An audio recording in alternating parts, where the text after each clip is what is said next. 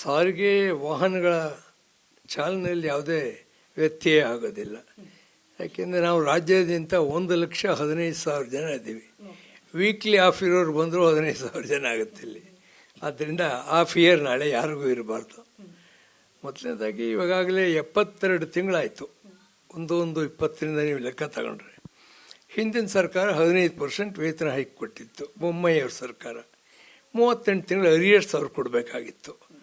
ಇವಾಗ ಈ ಸರ್ಕಾರ 2 ವರ್ಷದಲ್ಲಿ ಮಾತುಕತೆ ಮಾಡಿ 14 ತಿಂಗಳು ಅರಿಯರ್ಸ್ ಕೊಡ್ತೀವಿ ಅಂತ ಇವ್ರು ಹೇಳಿದ್ದಾರೆ.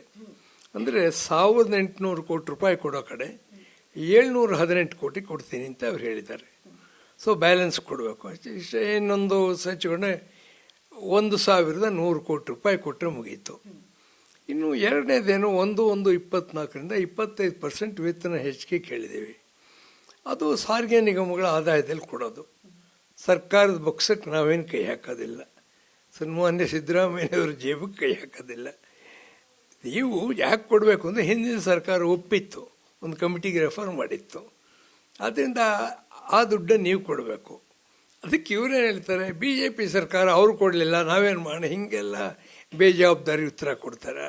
ನಮಗೆ ಅದು BJP ಸರ್ಕಾರವು ಕಾಂಗ್ರೆಸ್ಸು ಮತ್ತೊಬ್ಬರದ್ದು ಅಲ್ಲ. ಸರ್ಕಾರ ಗೌರ್ಮೆಂಟ್ ಈಸ್ ಗೌರ್ಮೆಂಟ್. ಅದರ ಆಶ್ವಾಸನೆ ನೀವು ಉಳಿಸ್ಕೋಬೇಕು ಅಂತ. ನ್ಯಾಯವಾಗಿ ನಾವು ಕೆಲಸ ಮಾಡಿರೋರು ಕೊಡೋ ದುಡ್ಡು. It is not a ex gratia or any bonus or additional incentive nothing like that. ನಮ್ಮ ವೇತನ ಹೆಚ್ಚಳ ಇನ್ಕ್ರೀಸ್ ಆಗಿದೆ, ಅರಿಯರ್ಸ್ ಕೊಡಬೇಕಪ್ಪ.